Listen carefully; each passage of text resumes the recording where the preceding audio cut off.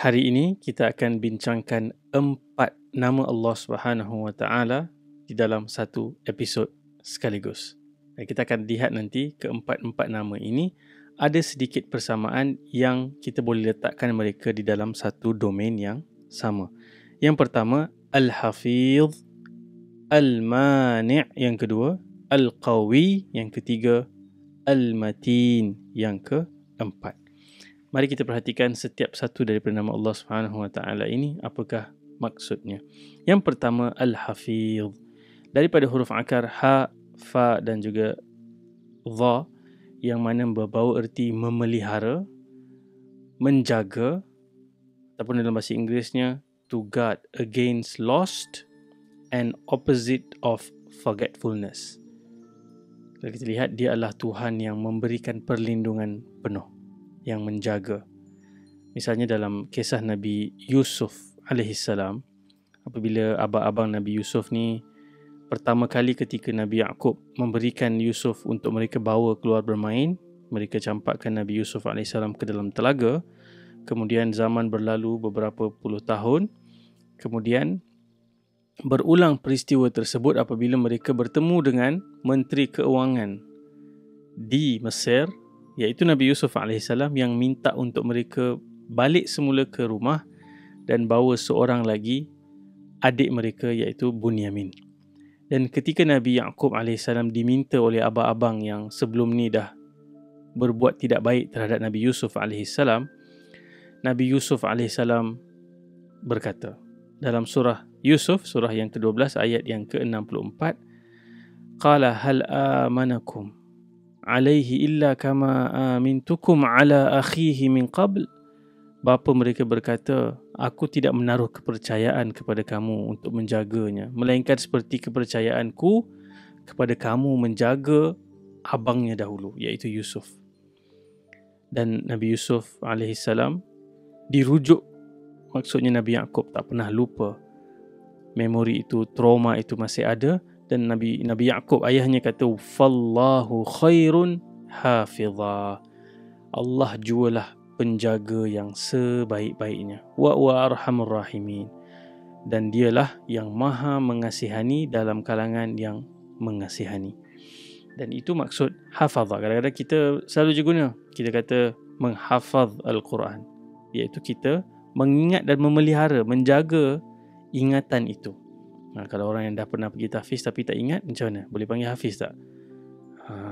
Dalam ayat lain Allah Subhanahu Wa Taala juga menyebut tentang Al-Matin dan juga Al-Quwah, Al-Qawi ni, iaitu dalam surah yang ke-51 ayat yang ke-58, innallaha huwar razzaq dzul quwwatil matin.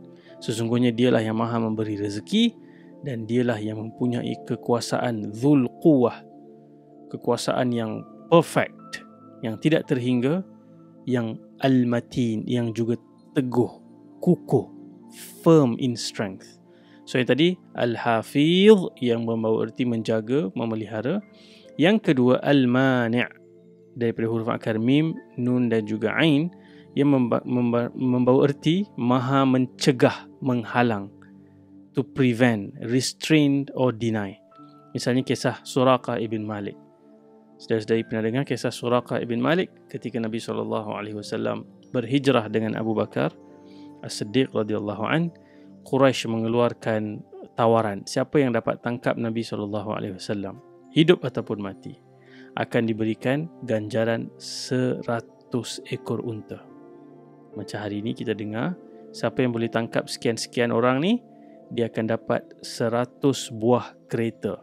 Kita anggaplah kereta yang mewah lah sikit, kan? Mahal tu unta tu. Dan Suraqah berusaha untuk mendapatkan habuan tersebut. Dan apabila dia dah nampak Nabi SAW dan Abu Bakar jauh daripada pandangan mata dia, dia mula mengejar. Dan setiap kali dia nak dekat, dia akan jatuh. Sekali lagi dia bangun, dia teruskan. Dia seorang penunggang kuda yang handal. Dia adalah an expert horseman. Tetapi kali kedua pun dia jatuh lagi. Dan kali ketiga dia jatuh, dia tahu dah, ini ada Tuhan yang melindungi Muhammad SAW dan Abu Bakar As-Siddiq. Siapa yang melindungi? Allah Al-Mani', yang mencegah dan yang menghalang seseorang daripada melakukan sesuatu. Dan yang ketiga tadi, yang pertama Hafiz, yang kedua Al-Mani', yang ketiga Al-Qawi. Al-Qawi adalah Tuhan yang memiliki kuasa yang perfect, yang sempurna. Dan kita boleh baca sekali dalam makna yang sama, Al-Matin, yang mana angle-nya adalah firm in strength tu. Kekuatan itu kekuatan yang dahsyat, yang kuat, dan kekuatan itu adalah kekuatan yang kukuh, teguh. Misalnya kalau kita dengar azan, apabila sampai kepada hayya 'alas salah dan juga hayya 'alal falah, kita menyebut la haula wala quwwata illa billah. Quwwah, qawi, yang mana kita sebut tidak ada kekuatan melainkan kekuatan Allah Subhanahu wa taala. Kita declare kekuatan Allah Subhanahu wa taala. Dan sekarang ni sambil kita mengikuti Ramadan, kita sudah masuk ke 10 hari yang terakhir, kita melihat bagaimana keganasan tentera Zionis Israel terhadap umat Islam di Palestin. Orang tengah salat di Masjidil Aqsa dipukul, diserang, dihalang. Dan daripada nama-nama Allah Subhanahu wa taala ini, kita menyeru nama-nama Allah ini, Al-Hafiz, Al-Mani', Al-Qawi, Al-Matin. Semoga Allah Subhanahu wa taala berikan kekuatan kepada umat Islam untuk melawan, untuk menentang dan memelihara kedaulatan dan kesucian tanah Palestin dan juga Masjidil Aqsa daripada tangan-tangan yang tercela, daripada perbuatan-perbuatan yang celaka oleh Zionis Israel. Dan seperti mana dalam episod sebelum ni, kita kongsikan satu doa yang kita baca sebelum kita berikan salam, baca tahiyat, kemudian tasyahud, selawat Ibrahimiyah, kemudian kita membaca doa Allahumma firli ma qaddamtu wa ma akhartu sampai akhir. Kawan-kawan pun ada yang dah kongsikan.